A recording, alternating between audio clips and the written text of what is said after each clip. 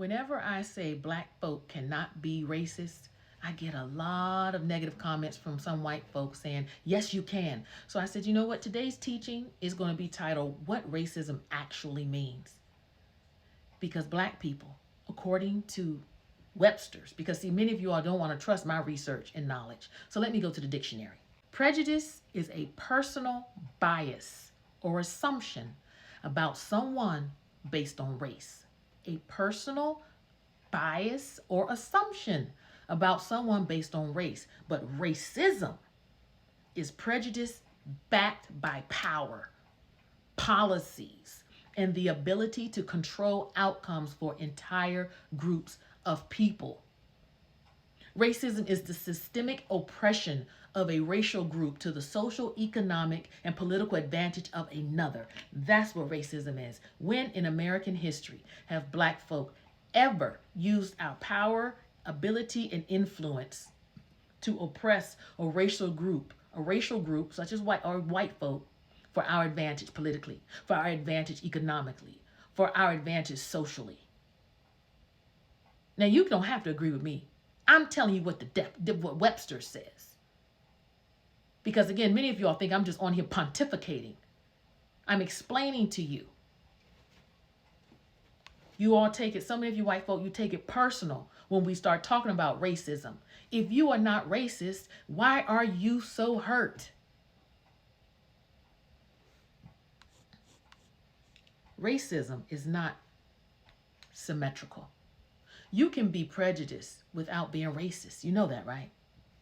But to be racist, you must have the institutional power to impose your prejudice on others through laws, right?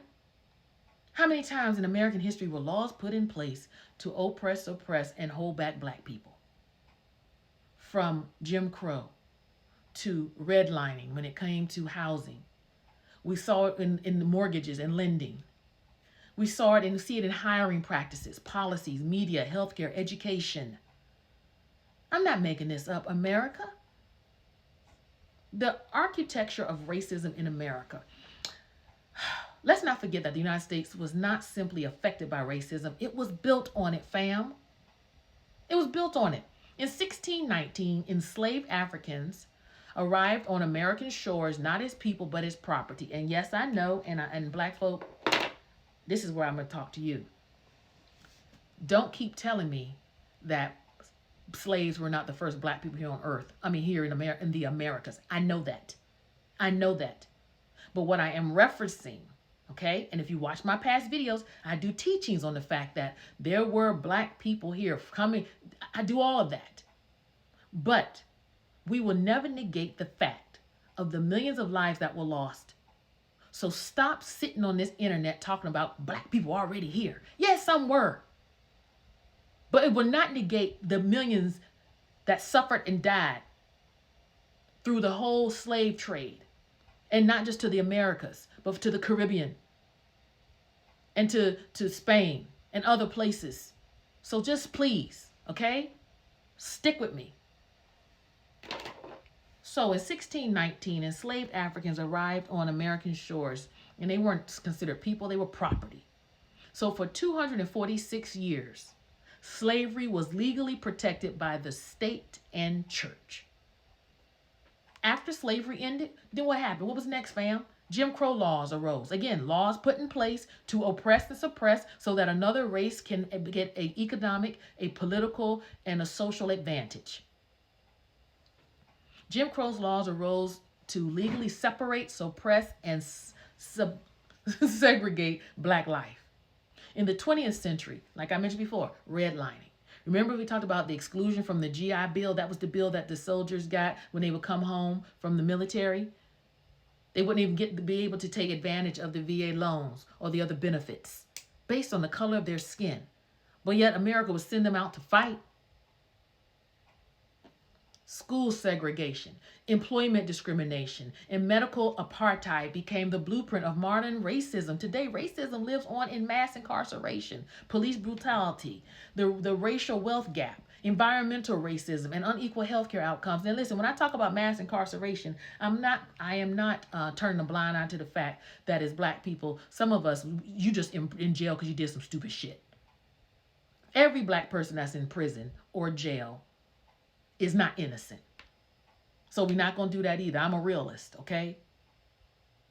But the justice system has not been just for us. You understand? So there has been, and it has shown, large discrepancies between the amount of time that white offenders get in opposed to black, particularly if they are male. This was no accidental design, all of this racism. Racism is not simply being people being mean to one another, y'all. It's a structure built to protect the interest of one group over another, generation after generation. So you yourself, Billy Bob, you may not be racist. Hell, you may love hanging with black and brown people. But was your great-great-great-grandpa? How many of y'all people own slaves? Or how many of y'all are afraid to even do the research? Why black people cannot be racist in America. And this is the part that many people struggle to accept. And when I say people, I mean a lot of white people. So I'm going to walk through it with you academically, okay? Can a black person be prejudiced? Certainly. Can a black person be anti-white? Yes. Yes. But can a black person or a group deny white people access to housing, loans, education, health care, or legal protection in this country? No. In the words of the prophet Whitney Houston, hail to the no, no, no. Let me reiterate that question again to you. Can a black person, as a group, deny white people access to housing, loans, education, health care, and legal protection in this country? The answer is no. Because racism requires two things: bias or prejudice, and a systemic power to enforce it.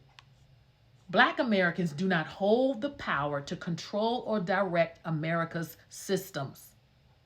White Americans, however, have historically held and continue to hold that power across every major institution, from government to finance to media to medicine and education.